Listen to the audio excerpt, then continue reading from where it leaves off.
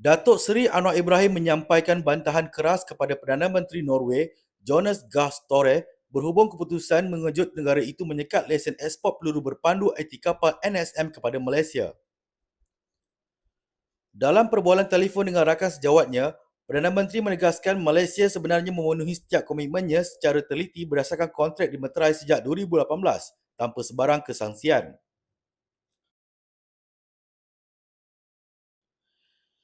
Saya sudah menyampaikan bantahan keras Malaysia dalam perbualan telefon dengan Perdana Menteri Norway, Jonas Gahr Støre, berhubung keputusan unilateral Norway dan tidak dapat diterima untuk membatalkan lesen ekspor bagi sistem NSM serta sistem pelancar berkaitannya, kononnya atas alasan melindungi keselamatan Norway.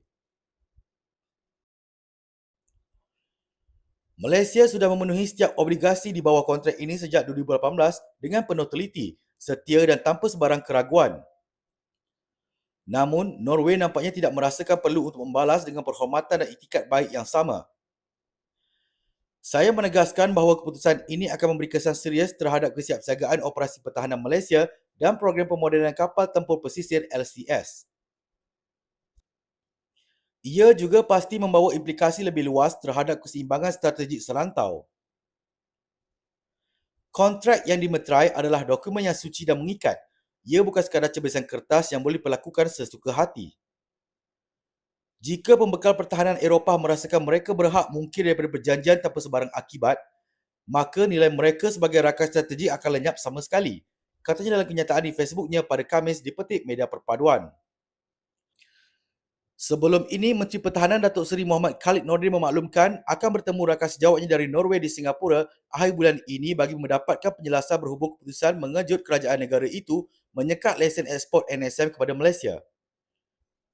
Mohammad Khalid dilapor berkata, pertemuan itu juga akan digunakan untuk menyatakan kekesalan dan rasa terperanjat kerajaan Malaysia terhadap tindakan Norway yang membatalkan penghantaran aset berkenaan hanya beberapa hari sebelum tarikh yang dijadualkan pada Mac lalu.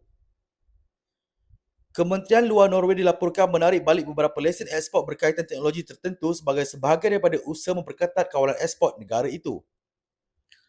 Menurut laman web syarikat Kongsberg Defence and Aerospace AS KDA, perolehan NSM dimeterai antara Tentera Laut Diraja Malaysia TLDM dan KDA pada April 2018 dengan nilai kontrak 124 juta euro bersamaan 571.9 juta ringgit bagi melengkapkan 6 kapal LCS baharu. Peluru berpandu itu berkeupayaan melaksanakan serangan maritim jarak jauh pada kelajuan subsonik tinggi dengan jarak melebihi 300 km.